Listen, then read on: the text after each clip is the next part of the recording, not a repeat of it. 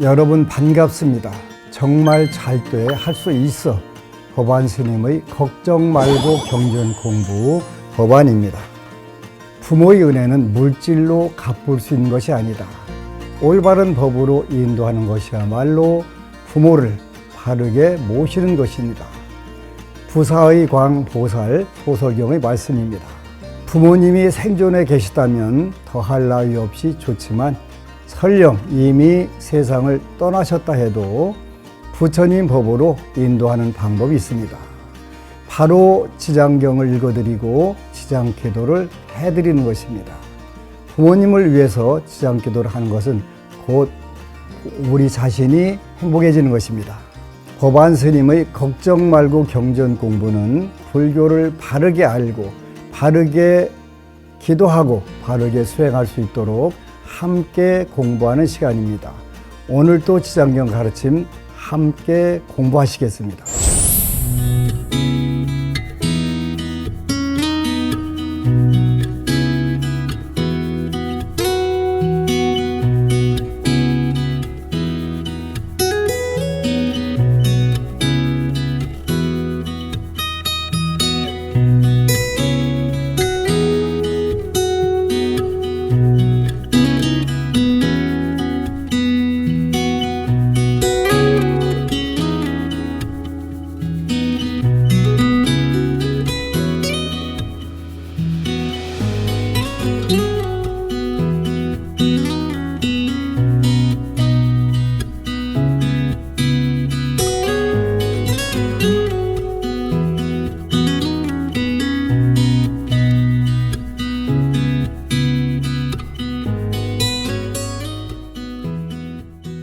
요즘은 제가 기도를 하면서 어떻게 하면 좀 더 적은 노력으로 크게 불보살님들의 가피를 입을 수 있을까, 이런 고민을 나름대로 많이 해보는데요. 그래서 이제 오늘은 여러분들과 지장경 66쪽 육품 16절부터 공부하면서 어떻게 하면 보다 작은 노력으로, 적은 노력으로 크고 많은 효과를 볼 수 있을까 한번 고민해 보도록 하겠습니다. 66쪽 육품 16절 보광보살이여, 그대는 실력으로 이 사람들에게 모든 불보살의 형상 앞에서 지극한 마음으로 지장경을 읽게 하거나 다른 사람에게 3번이나 7번을 읽게 하라. 그러면 악도에 떨어진 권속들이 해탈을 얻어 다시는 꿈에 나타나지 않을 것이다. 우리가 기도를 하면서 기도바를 잘 듣는 방법은 일반적으로 6가지를 부처님과 고승들이 언급을 하세요. 그 중에 첫 번째가 경전을 읽고 외우는 것, 독은 읽는 것이고 송은 외우는 것, 그렇게 경을 독송하는 거, 그게 첫 번째 들어가요. 그래서 여기 육품 16절에 보면 이 사람들에게 모든 불보살의 형상 앞에서 지극한 마음으로 지장경을 읽게 하고 하는 거, 다른 사람에게 3번이나 7번을 읽게 하라. 그러면 악도에 떨어진 권속들이 해탈을 얻어 다시는 꿈에 나타나지 않을 것이다. 이렇게 말씀하시는 거예요. 그래서 첫 번째가 독경공덕이 가장 뛰어나다라고 말씀드렸어요. 육품 17절에 보광보살이여, 미래에 비천한 물이나 자유를 잃은 사람들이 숙세의 업보를 깨닫고 참회하고자 하거든 지극한 마음으로 지장보살의 형상에 예배하면서 이랫동안 지장보살의 명호를 생각하고 불러서 만번을 채운다면 지금의 과보가 다한 후에는 천만생 동안을 항상 존귀하게 나고 다시는 사막도의 고통을 겪지 않을 것이다. 이렇게 말씀하셨네요. 첫 번째 16절에는 지장경을 읽는 거, 한 번 읽거나 다른 사람을 시켜서 3번이나 7번을 읽는 것이 공덕이 무량하다고 했고, 그렇게 해서 전세에 인연이 있었던 조상님들이나 인연영가들이 해탈을 받는다 이렇게 하셨고, 두 번째는 미래세에 비천한 물이나 자유를 잃은 사람들이 숙세의 업보를 깨닫고 참회하고자 하거든. 참회요 하는 부분들이 나오네요. 지극한 마음으로 지장보살의 형상에 예배하면서 이랫동안 지장보살의 명호를 생각하고 불러서 만번을 채운다면 지금의 과보가 다한 후에 천만생 동안 항상 존귀하게 나고 다시는 사막도의 고통을 겪지 않을 것이다. 여기는 두 가지가 나오는데 하나는 지장보살의 형상을 보고 예배하는 거, 그 다음에 지장보살의 명호를 생각하고 불러서 만번을 채우는 거. 요 일단 6가지 중에서 3가지가 나온 거예요. 독경하는 거, 지장보살 형상에 예배하는 거, 그리고 지장보살의 명호, 지장보살 부르는 거. 요 3가지가 6가지 참회 방법 중에서 여기 참회라는 말이 나왔는데 참회 방법이 아주 중요한 거예요. 대승 교리서에는 참회하는 방법이 4가지가 있다. 일반적으로 이렇게 표현을 해요. 대치법이라고 하는데 4가지 대치법. 4가지의 치료 방법 이런 뜻이에요. 이 중에서 이제 참회라고 하는 것이 굉장히 강조가 돼요. 참회는 악업의 독을 인식하고 괴로워하는 힘, 이걸 참회라고 한다. 내가 악업을 지었어요. 악한 마음을 가졌고, 악한 말을 했고, 악한 행동을 해서 그게 축적이 돼서 악업이 되면, 요 악업이라고 하는 것을 악업의 독을 인식하고 먼저 알고 그 괴로워하는 것을 그 힘을 우리가 잘 이겨내는 것을 우리가 참회라고 한다는 거예요. 참회라고 하는 게 굉장히 중요한 거예요. 이 참회하는 방법 중에 6가지 중에서 첫 번째가 독경, 두 번째가 형상의 예배, 세 번째가 명호를 반복해서 부른 연불, 이렇게 나와 있네요. 보광보살이여 미래세 연부제에서 찰제리, 바라문, 장자, 거사 또는 다른 신분으로 태어난 갓난아이가 있다면 남자든 여자든 7일 안에 정성껏 이 불가사의한 경전을 읽어주고 또 지장보살의 명호를 만번 불러주면 이 아기에게 있는 숙세의 죄보가 벗겨지고 안락하게 잘 자라며 수명이 늘어나게 되리라. 또한 복을 타고났으면 더욱 안락하고 수명이 더 늘어나게 된다. 우리가 자녀들이 태어났을 때, 손자나 손녀가 태어났을 때 여러분들이 해줄 수 있는 게 무엇이 있을까? 가만히 생각해 보면 현재는 없어요. 병원에 가서 다 낳고 산후조리원 가서 다 하고 하니까 시스템적으로 믿고 맡길 수 있는 그러한 한국만의 좋은 시스템인데 여기에서 바로 우리는 환경적으로 완벽하게 좋은 데를 더 나아가서 이 어린 갓난 아기가 앞으로 살면서 장애라든가 어려움이 없도록 기도를 해주는 건데 바로 지장보살님께 이 불가사의한 경전을 읽어주고 또 지장보살의 명호를 한번 불러주고 이 아기에게 있는 그렇게 한다면 아기에게 있는 숙세의 죄보가 벗겨지고 안락하게 잘 자라며 수명이 늘어나게 되리라. 또한 복을 타고났으면 더욱 안락하고 수명이 더욱더 늘어나게 된다. 가장 멋진 부분들이잖아요.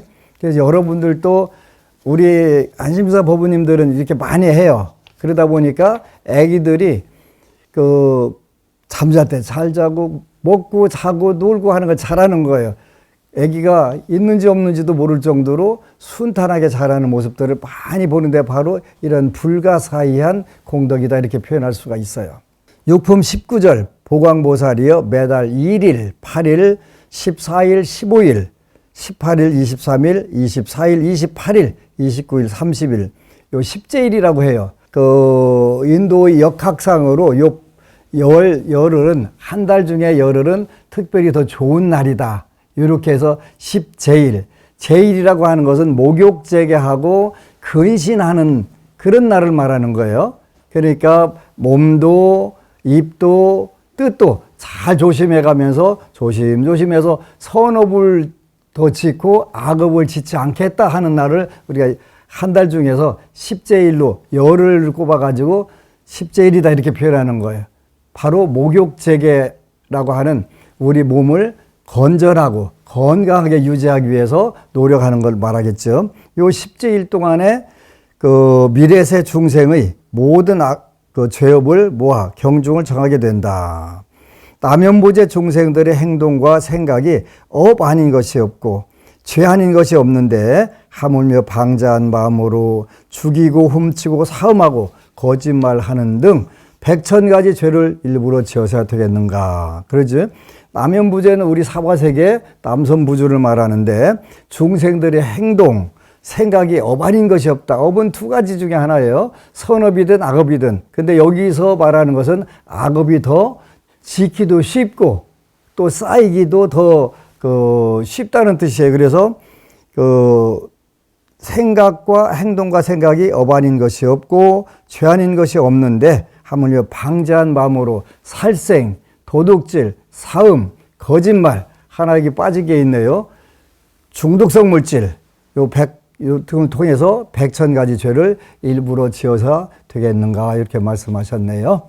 이 십제일에 불보살과 모든 성현의 형상 앞에서 지장경을 한번 읽으면 동서남북의 100유순 안에서 모든 재앙이 없어지고 집안의 어른이나 아이들이 현재나 미래 100,000세의 악도를 벗어날 것이며 매달 십제일마다 지장경을 한 번씩 읽으면 현재 집안의 모든 횡획과 질병이 사라지고 의복과 음식이 풍족하게 될 것이다. 이 지장경을 우리가 읽고 지장보살님을 염하는 이유는 간단하게 두 가지가 있네요. 부정적인 방법으로 그 횡획과 질병이 사라지고 집안에 횡획과 질병이 사라지고 또 하나는 의복과 음식이 풍족하게 되는 거.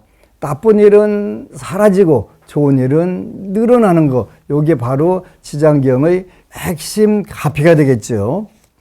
육품 21절 그러므로 보광보살이여 지장보살은 이러한 말할 수 없이 큰 100,000만억의 위실력으로 이익을 주는 분임을 마땅히 알아야 한다.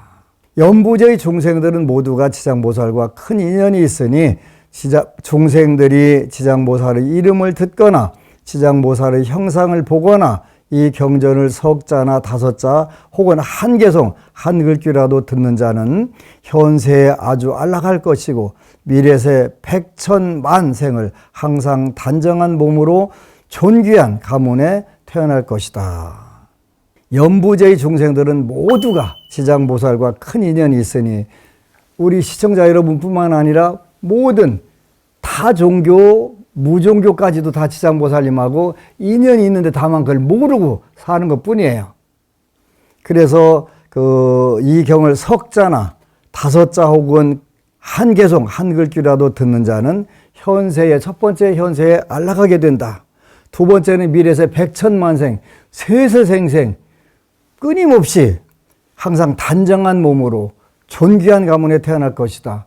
69쪽의 육품 22절 보광보살이 부처님께서 지장보살을 찬탄하시는 것을 듣고 무릎 꿇고 합장한 후 다시 부처님께 말씀드렸다. 저는 오랜 전부터 이 지장보살이 지닌 불가사의한 실력과 큰 서원력을 알고 있었으나 미래 중생에게 이익을 주기 위하여 짐짓 부처님께 여쭈었나이다. 세존이시여 이 경의 이름은 무엇이라 하오며 저희가 어떻게 유포하여야 할지 말씀하여 주옵소서. 이 보살님들 또 부처님 10대 제자나 1250 아라한들은 늘 서로 다른 중생들을 경책하고 깨우치게 하기 위해서 역할 분담을 해서 질문도 하고 대답도 하고 어떤 트러블 하나 만들어 가지고 그걸 해결하는 그 방법을 잘 이렇게 가르쳐 주세요. 여기 보광보살이 바로 그렇게 하신 거예요. 지장보살의 유실력을 누구보다 잘 알지만 미래세 후세의 중생들이 지장보살에 대해서 자세히 알 수 있도록 세존께 여쭙다고 이렇게 말씀하시네요. 육품 23절 부처님께서 보광보살에게 말씀하셨다. 이 경의 이름은 세신이라. 하나는 지장 본원이고 하나는 지장 본행이고 또 다른 하나는 지장본 서력경이다. 이 본이라고 하는 것은 전생에 내가 세웠던 그 원을 말하는 거예요. 원이라고 표현할 때는 본원이라고 표현하고, 행이라고 표현할 때는 본행이 되는 거고, 그랬다 선은 맹세한 거고, 력은 힘을 갖기를 원했고, 그래서 서력, 맹세한 힘, 그때는 본서력경, 이렇게 해서 지장경은 세 가지 이름이 있는데, 지장본원경, 지장본행경, 지장본서력경, 이렇게 세 가지로 이름이 있다. 이는 지장보살이 오랜 급전부터 큰 서원을 거듭 세워 중생에게 이익을 주는 것에서 연유한 것이니 그대들은 이 서원에 따라 널리 펴도록 하라.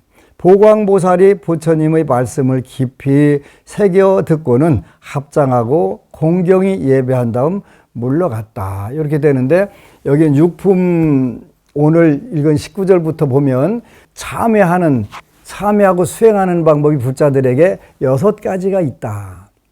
6가지가 있는데 첫 번째가 경을 읽는 거, 두 번째는 그 불보살상에 예배하는 거, 그 다음에 세 번째는 불보살의 명호를 부르는 거, 지장보살, 또 관세음보살 부르는 거. 그리고 네 번째는 지장보살이라든가 모든 불보살님들은 진언이라고 하는 게지, 진언. 그래서 지장보살님도 진언이 보통 일반적으로 3가지가 많이 되는데, 지장보살 심주 또는 법신주 해가지고 옴 하하하 비사마에 스와하 하는 그런 진언이 있고, 또 지장보살 멸정업진언 옴 뿌라마리 단에 스와하 하는 그 지장보살 멸정업진언이 있고, 또 그 지장 십륜경에 나오는 첨부다란이라고 하는 다란이가 롱 버전이죠. 요런 3가지가 일반적으로 되는데, 요 진언 염송이라고 그래요. 진언은 염송. 그 네 번째는 진언 염송이에요. 5번째가 그 공양 올리기예요. 공양물 올리기. 그 다음에 6번째는 공성 사유학인데, 공성 사유학에는 따로 설명을 해드리도록 하겠습니다. 다시 7품 같이 공부하도록 하겠습니다.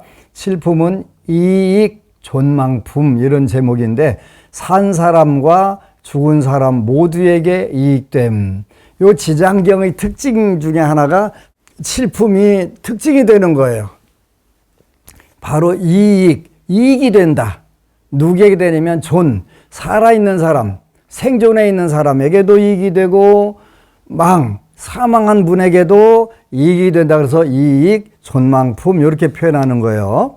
그래서 이 지장경은 왜 많은 분들이 49제 때 읽어 돌아가신 분들한테 읽는 거야? 라고 하는 소문이 잘못 난 것은, 여기 요 7품이 있는데, 7품에 보니까 존망이니까 살아있는, 생존해 있는 사람부터 이익되고, 그리고 나서 돌아가신 분도 이익된다고 하는데, 살아있는 사람 이익되는 부분은 싹 까먹고 돌아가신 분만 이익된대, 이렇게 자꾸 착각을 하고 있는 거예요. 그래서 같이 공부할 필요가 있는 거예요. 그때 지장보살 마살이 부처님께 말씀드렸다. 세존이시여, 제가 이 연부제 중생을 살펴보니 행동하고 생각하는 것이 죄 아닌 것이 없습니다. 훌륭한 일을 만나 착한 마음을 내더라도 처음에 된 마음을 지키기 어렵고, 악한 인연을 만나면 생각에 점점 죄를 더하게 됩니다. 맞죠? 여러분들 각자 생각 한번 해보세요. 이러한 무리들은 마치 무거운 짐을 지고 진흙길을 걷는 것과 같아서 갈수록 지치고 점점 무거워져 발이 더욱 빠져드는 것과 같습니다. 다행히 선지식을 만나면 선지식이 그 짐을 덜어주거나 전부를 대신 져주니 이는 선지식에게 큰 힘이 있기 때문입니다. 누구? 지장보살님. 지장보살님은 멸정업진언 옴 뿌라마리단에 소하 이렇게 하는데, 뿌라단이 만에 소화하는데, 부수는 자, 다 파쇄하는 자, 없애는 자, 옴 뿌라마리단에 소하. 뭘 부수는 자냐? 멸정업이라고 그랬으니까 우리가 정해진 업이 뭐라고 그랬어요? 부처님께서 번뇌업보라고 그랬잖아요. 번뇌장, 업장, 보장. 성격적 장애, 습관적 장애, 환경적 장애를 다 부수고 파괴를 해버리는 분. 그게 지장보살 멸정업진운이란 뜻이에요. 거기다 하나 더 있는데 자아의식. 우리가 나라고 하는 자아, 참나라고 하는 것을 이걸 다 싹 없애버리는 거예요. 무아를 만들어주는 그것을 우리가 자의식을 파괴하는, 그래서 멸정업진원, 지장보살은 멸정업진원인데 불교의 궁극적인 아집, 아상을 없애주는, 자의식을 없애주는 그 진원이 지장왕보살 멸정업진원, 옴뿌라마리단의 와 이런 뜻이라는 거예요. 그래서 요 선지식인 지장보살께서 일부를 져주시거나 전부를 대신 져주니 이는 선지식에게 큰 힘이 있기 때문이다. 지장보살님은 큰 힘이 있으세요. 요즘 저는 많이 행복해요. 많은 시청자분들이 지장경을 읽기 시작하고 또 지장경을 읽고 가피를 읽고 저에게 정말 나도 되네요. 나도 되네요. 요 말씀을 하는 분들이 많으니까 제가 행복하죠.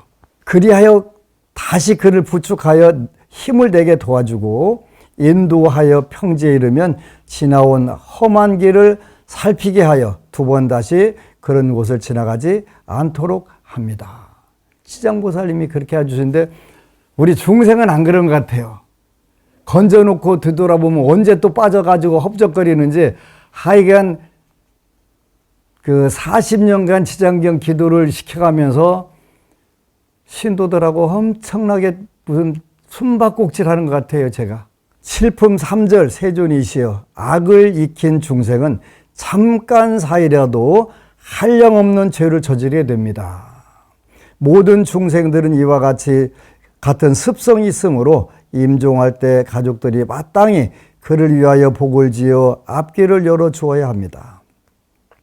이때에는 깃발과 일산을 달거나 등을 밝히거나 존귀한 경전을 읽거나 부처님과 모든 성인의 촌상 앞에 공양을 올려야 합니다. 부처님과 보살, 벽지부를 생각하며 한 분 한 분의 명호를 분명히 불러서 임종하는 사람의 귀에 들려주어 마음에 새겨지도록 하면 그 중생이 지은 악업으로 악도에 떨어지게 되었더라도 가족들이 그를 위하여 성스러운 인연을 닦은 공덕으로 그가 지은 죄가 모두 소멸될 것입니다. 법우님들 많은 분들이 임종하는 분들 귀에 대고 지장보살 해드리는 분들이 많아요. 하면 그렇게 편안하게 그 임종을 맞이하는 불자들이 많고 또 때로는 누가 왔어. 이렇게 임종 직전에 누가 오셨겠어요? 아미타불, 그 서방 삼성 아미타불과 관세음보살, 대세지보살이 맞이하러 왔다고 이렇게 하고 표현하고 돌아가신 분들도 있고 참 많아요. 그래서 임종할 때에 그 아미타불을 부르셔도 좋고 관세음보살을 부르셔도 좋고 지장보살을 부르셔도 다 좋아요. 아무 문제 관계 없어요. 지장보살 그 십륜경에 보면 지장보살을 통해서도 시방의 어느 그 정토세계도 다 갈 수 있다라고 말씀을 하셨어요. 관세음보살도 마찬가지죠. 관세음보살님은 정법명렬해잖아요. 원래 부처님이셨기 때문에 거기도 문제가 없어요. 그래서 아미타불을 부르시든 관세음보살을 부르시든 지장보살을 부르시든 임종 때 여러분들이 불러드리면 임종하는 그 분이 편안하게 극락세계로 정토세계로 자연스럽게 갈 수 있어요. 요거는 현실 문제니까 여러분들에게 이런 일들이 생기면 그렇게 하세요. 꼭 하시면 그 가피가 무궁무진하다는 것을 느낄 수가 있어요. 73쪽 칠품 4절 또 그가 죽은 뒤 49일 안에 가족들이 여러 가지 좋은 공덕을 지어주면 그 중생은 영원히 악도를 여의고 인간과 천상에 나서 뛰어나고 좋은 즐거움을 받게 되며 현재의 가족들도 한량없는 이익을 받을 것입니다. 49일 이야기가 여기 드디어 나오네요. 49제를 지내는 이유가 그 근거가 되는 경전이 바로 지장경 제7품 이익존망품이 되는 거예요. 또 그가 죽은 뒤 49일 안에 가족들이 여러 가지 좋은 공덕을 지어주면 그 중생은 영원히 악도를 여의고 인간과 천상에 나서 뛰어나고 좋은 즐거움을 받게 되며 현재의 가족들도 한량없는 이익을 받을 것이다. 49제를 통해서 영가가 천상계 좋은 데로 가고 그 공덕으로 자손들도 잘 되고 생존한 분과 사망한 분이 함께 이익을 보는 게 여기 이익존망품의 요지니까요. 그러므로 제가 부처님을 모신 지금 천룡 팔부와 인간 아닌 이들과 연부제 중생에게 임종하는 날에 살생을 하지 말고 모든 악연을 짓지 말며 귀신을 숭배하거나 도깨비들에게 제사하여 절하고 구하는 일 따위를 하지 말라고 권합니다. 여기 아주 재밌으면서 굉장히 불자들이 헷갈리는 구절이 드디어 있네요. 그죠? 귀신을 숭배하거나 도깨비들에게 제사하여 절하고 구하는 일 따위를 하지 말라고 권합니다. 여기 귀신, 도깨비, 요걸 우리가 불교적인 용어로 용어는 아귀라고 하는 거예요. 아귀. 배고픈 귀신들, 아귀. 요 아귀들한테 대접해갖고 복 받으려고 하지 말라는 거예요. 그러면 우리가 산신님, 용왕님, 칠성님, 조왕님 이런 분들은 귀신이나 도깨비에 들어간다, 안 들어간다? 안 들어간다. 그분들은 어디에 들어가요? 호법선신, 호법성중. 여기로 들어요. 부처님 법을 지키겠다고 맹세를 하고 부처님 법을 지키려고 오신 분들이 호법이라고 표현하고 수호신이라고 표현해요. 요분들 말고 귀신, 아귀나 도깨비 요런 데다가 함부로 구하고 일을 잘 되기를 빌지 말라는 뜻이에요. 그래서 불자들은 네 가지 종류에게 우리가 귀의하고 수해달라고 하는 거예요. 스승, 그 다음에 삼보, 본존, 요런 귀의 대상이에요. 스승이라고 하는 것은 불법성 삼보를 대신해서 우리를 현실에서 가르쳐 주시는 분을 스승이라고 하고 그 스승을 나누면 불법성 삼보가 되고 거기에 불법성 삼보에 우리가 어느 분을 특정 대상으로 기도한다면 그걸 본존이라고 표현해요. 관세모살, 지장모살, 문수모살, 보현보살 많은 불보살님들이 전부 다 본존이 되는 거예요. 그리고 우리가 독성, 칠성, 산신, 용왕, 조왕 이런 분들은 천신에 들어가요. 천신에 들어가는데 이 천신들은 호법선신이라고 그래요. 호법선신. 그래서 우리를 보호해 주소서, 수호하소서 이렇게 기도를 하는 거예요. 여기 아귀들에게 빌지 말라. 여기 귀신, 도깨비 우리 조상은 아닐까요? 여러분 조상은 아귀도 아니고 도깨비도 아니지요. 꼭 잘 이해를 하셔야 돼요. 중요한 부분이에요. 7품 5절. 왜냐하면 살생을 하거나 귀신에게 제사 지내는 것이 여기 귀신도 악이라고 꼭 이해를 하셔야 돼요. 털끝만큼도 죽은 사람에게 이익이 되지 않으며 죄만 더욱 깊고 무겁게 할 뿐이기 때문입니다. 설령 현생에 성현의 위실력을 얻어 내생에 인간이나 천상에 나게 되더라도 임종할 때 가족들이 악을 지으면 죽은 사람이 그 재앙에 대해 변론하느라 좋은 곳에 땀이 늦어지거늘 하물며 임종하는 사람이 생전에 작은 선근도 짓지 않았다면 그 본업에 따라 스스로 악도의 과보를 받게 되는데 가족들이 다시 악업을 더해야 되겠습니까? 조선시대나 얼마 전까지 누가 부모님이나 누가 돌아가시면 집에서 소나 돼지를 몇 마리 잡았냐 그게 이제 잘했다 못했다 물론 요즘에는 다 장례식장에서 하니까 그렇게 직접적으로 살생하거나 하지 않지만 요 보면 그런 살생이라든가 이런 함부로 하지 말라는 생명은 똑같이 귀한 거니까 살생하는 대신에 방생을 하고 요렇게 해야 된다는 뜻이에요. 7품 6절 그것은 마치 먼 길을 가는 사람이 식량은 떨어진 지 사흘이 되었고 100근이 넘는 짐을 졌는데 이웃 사람을 만나서 그가 또 작은 짐이라도 얹으면 어려움이 더 커지는 것과 같습니다. 세존이시여 제가 연부제의 중생을 보니 모든 부처님의 가르침에 따라 착한 일을 털 하나 물 한 방울 모래 한 알 먼지 한 톨만큼만 하더라도 이로 인한 이익은 모두 자신이 얻게 됩니다. 이 말씀을 하실 때 법회 중에 대변장자가 있었다. 이 장자는 오래전에 무생법을 증득하였으며 시방세계의 중생을 교화 제도하느라 장자의 몸으로 나타낸 이였다. 그가 합장 공경하고 지장보살께 여쭈었다. 보살이시여, 이 남연부제의 중생이 목숨을 바친 뒤에 그의 가족들이 그를 위하여 공덕을 닦고 죄를 베풀어 여러 가지 선한 일을 하면 목숨을 바친 사람이 큰 이익을 얻어 해탈할 수 있습니까? 지장보살이 대답하였다. 장자여, 내가 지금 부처님의 위실력을 받들어 미래와 현재의 모든 중생들을 위해 간략히 말하겠습니다. 장자여, 미래와 현재의 모든 중생들이 임종할 때에 한 분의 부처님, 보살, 벽지불의 명호만 들어도 죄가 있고 없고를 가릴 것 없이 모두가 해탈을 얻을 것입니다. 살아있을 때 선한 일보다 죄를 많이 지은 사람이 죽은 뒤 가족들이 그를 위하여 훌륭한 공덕을 지어 복을 닦아주게 되면 그 공덕의 7분의 1은 죽은 자에게 돌아가고 나머지 6은 산 사람의 이익이 됩니다. 그러므로 미래와 현재의 선남자 선녀인들은 이 말을 명심하여 스스로 복을 닦으면 그 공덕을 모두 얻을 수 있습니다.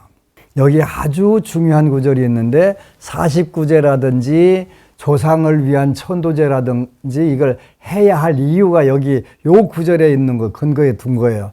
살아있을 때 선한 일보다 죄를 많이 지은 사람이 죽은 뒤 이러한 사람들이 하더라도 이런 업을 많이 지었다 하더라도 가족들이 그를 위하여 훌륭한 복을 공덕을 지어 복을 닦아주게 되면 그 공덕의 7분의 1은 죽은 자에게 돌아가서 그 죽은 자가 해탈하게 되고 나머지 6은 산 사람의 이익이 됩니다. 7분의 6은 산 사람, 7분의 1은 돌아가신 분에게 돌아가서 해탈과 천상락을 받게 되는 거죠. 그러므로 미래와 현재의 선남자 선녀이들은 이 말을 명심하여 스스로 복을 닦으면 그 공덕을 모두 얻을 수 있습니다.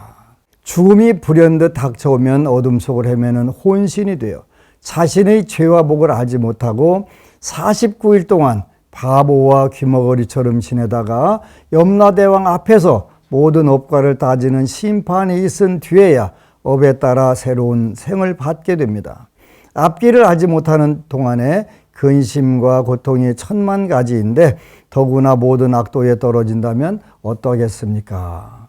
요 이제 대표적인 여기에 관련 자세한 기록이 티벳 사자의서에 보면은 아주 정확하게 매일매일 일어나는 죽어서 우리가 중음신으로 돼서 매일매일 일어나는 내용들을 잘 알 수가 있죠. 사자의서, 티벳 사자의서에 나오는 내용들이에요. 한번 여러분들도 그 참고하고 죽음의 길은 이런 것이로구나 하는 걸 한번 좀 자세히 한 번 정도는 고민해봐도 좋을 것 같아요.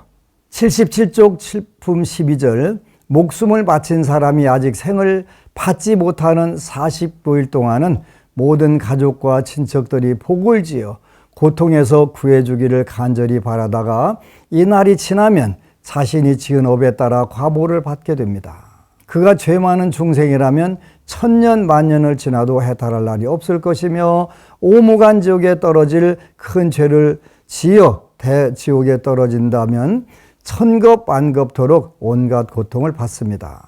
장자여, 이런 죄업 중생이 목숨을 바친 뒤에 가족과 친척이 그를 위하여 영제를 베풀어 선업을 도와줄 때는 죄를 마치기 전이나 죄를 올리는 동안 쌀뜨물이나 나물 잎사귀 등을 함부로 땅에 버리지 말고 모든 음식을 부처님과 스님들께 올리기 전에 먼저 먹지 말아야 합니다.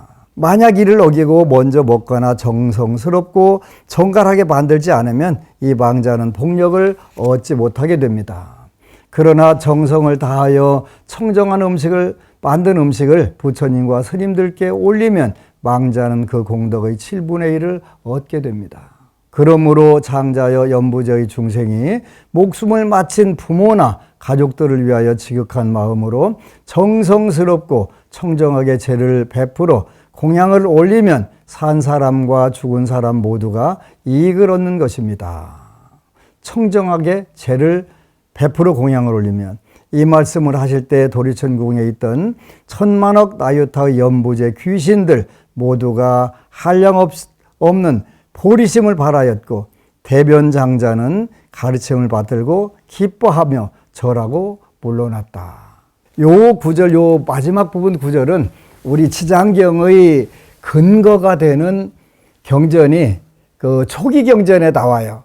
그 남방불교에서는 아주 소중하게 독송하는 경전이 있는데 담장박경이라고 하는 경이에요. 그 경에 보면은 요 바로 이 구절들이 나와요. 그 제를 그 담장박경에 나오는 그 아귀들이 바로 그 부처님이나 스님들이 음식을 드시기 전에 훔쳐먹은 업으로 그 오랜 기간 동안 아귀로 고통을 받다가 그 너의 친척 빈빈사라가 왕이 될 때, 그때 너희는 구제를 받을 거다 해서 빈빈사라 대왕이 공양물과 그 가사를 부처님께 공양을 올리고 해탈하는 과정이 나오는데, 그 구절의 근거로 해서 이 지장경이 이루어졌는데 바로 이익존망품이에요. 그러면서 그 아귀들이 오랜 겁 동안 고생을 하다가 빈빈사라 대왕이 석가세존께 음식 공양을 올리고 가사 공양을 올릴 때 천상으로 올라가면서 우리를 천도해준 그 공덕이 작지 않으니 당신과 당신 자손들이 살릴 것이다 라고 해서 그 아귀의 그 조상들이 축원을 해주고 올라가는 구절이 있는데, 그게 담장박경이라는 경이에요. 요즘에 그 니까에 많이 나와서 많은 사람들이 인용도 하고 또 많이 활용하는 그런 부분들이기도 해요. 이 말씀을 하실 때 도리천궁에 있던 천만억 나유타 연부제 귀신들 모두가 한량없는 보리심을 발하였고, 대변장자는 가르침을 받고 기뻐하고 절하고 물러갔다. 일단 여러분들 또 지장경 어떻게 해 어떻게 하지 말고 읽으세요. 그냥 처음 붙잡고 읽으면 돼요. 읽다 보면 지혜도 생기고 가피도 생기고 복덕도 생겨요. 꼭 그렇게 하시기를 축원합니다. 아미타불.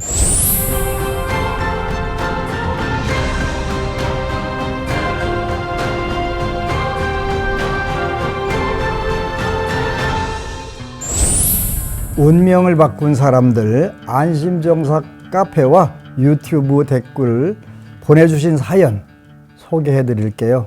김근하 어부님, 스님 3배 올립니다. 방송을 통해 지장경에 대해 알게 됨에 감사 올립니다.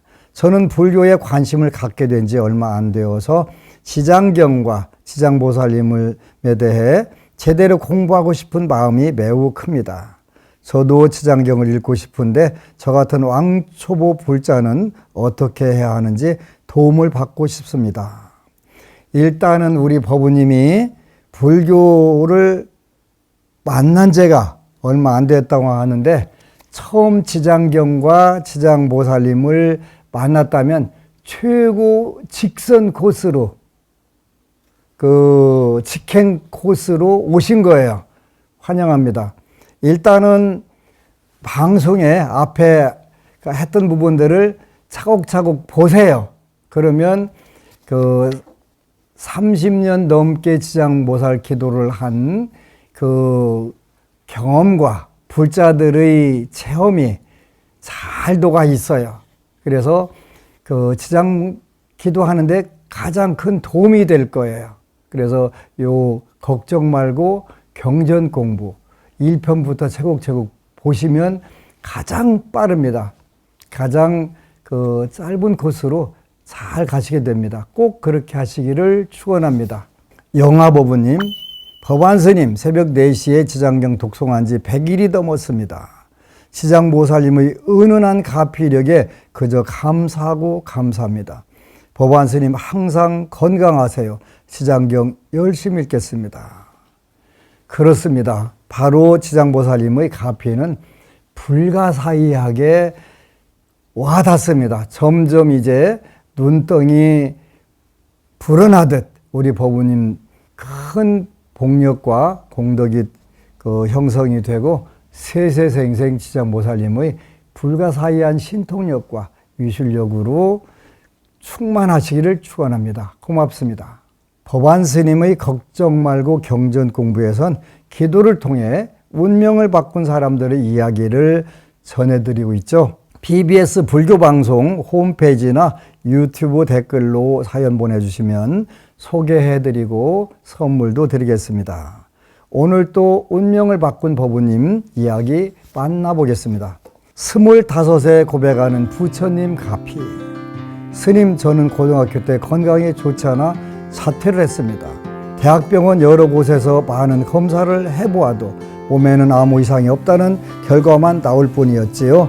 한의원도 많이 다녀보았지만 전혀 나아지지 않았습니다.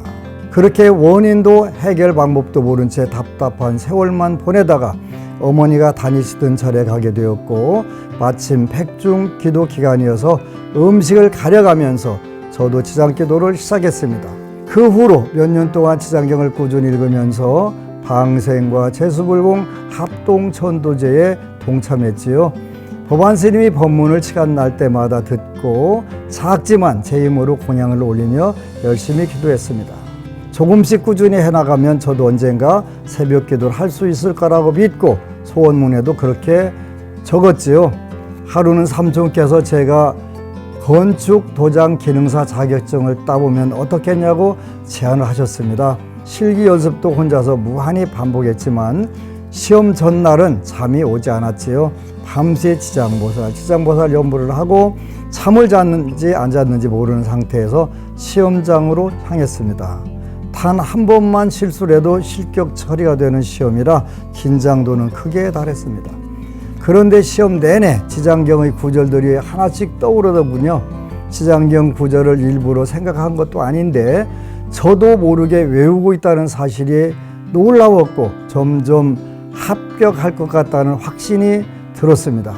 7시간이라는 긴 시간 동안 시험을 치르면서 체력적으로도 힘들고 집중력도 많이 흐려졌지만 지장보살님과 부처님의 빽이 있다는 생각은 놓지 않았습니다. 그리고 2주 후 합격 소식을 받았지요. 분명히 부처님과 지장보살님의 가피 덕분이라고 생각합니다. 지난 몇 년 동안 어떤 영양가 있는 것을 먹어도 혈색이 돌아오지 않고 체중이 늘지 않았는데 요즘은 살이 올라 주변 사람들로부터 예뻐졌다는 이야기를 많이 듣습니다. 고여있는 물이 다시 흐르는 것만 같은 요즘 갑자기 좋은 일이 많이 생겨 기쁘지만 이럴 때일수록 초심을 잃지 않고 더 열심히 기도하겠다고 다짐합니다. 오직 기도만이 최선이다 생각하며 기도하고 또 기도하다 보면 어느새 건강해져 있을 거라고 믿습니다. 부처님 감사합니다. 지장보살님 감사합니다. 법안스님 감사합니다. 지장보살님의 불가사의한 신통력과 지혜를 통해서 우리 법우님은 어려운 건강, 질병으로부터 해방이 됐고 장애로부터 해방이 되셨네요. 축하드리고 앞으로는 더욱더 건강하고 무장애, 무질병으로 승승장구하시기를 축원합니다. 고맙습니다. 법안스님의 걱정 말고 경전 공부 함께 공부했습니다. 어떤 어려움이 있어도 기도를 통해 극복할 수 있습니다. 제 주변에 그런 분들이 헤아릴 수 없이 많습니다. 그러니 여러분도 한 주 동안 지장경 열심히 읽으시고요. 바라는 모든 소원 즉득 성취하시기를 바랍니다. 정말 잘 돼 할 수 있어. 법안스님의 걱정 말고 경전 공부 다음 시간에 뵙겠습니다. 오늘 또 함께 해주신 여러분 고맙습니다.